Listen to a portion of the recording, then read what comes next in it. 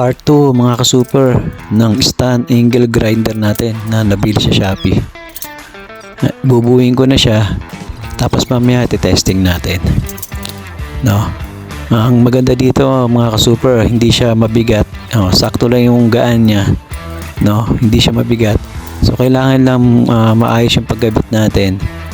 So dapat pantay, hindi tabingi. Kasi may posibilidad na pag pinutol natin yung bakal, baka biglang tumarsik sa atin pag tabingi yung kabit natin. So dapat mas maayos din yung kabit ng tornilyo, no? Sikipan natin, dapat hindi maluwag.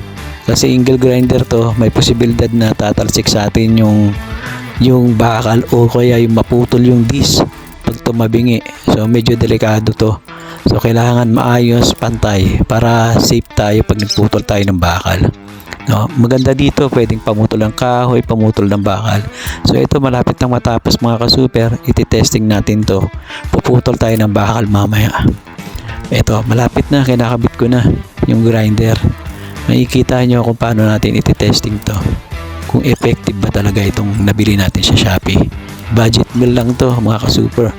Ayan, iti-testing na natin. Ito na yung bakal, yung tubo. Puputulin natin yung tubo. Sisikipan lang natin, ayan, yung tubo para hindi siya gumalaw, no? Napaka-convenient na ito mga ka-super. Hindi ka na mahirapang pumutol ng bakal. Ayan, no? Nakita nyo mga ka-super. Thank you, God bless, bye bye mga ka-super. Thank you for watching.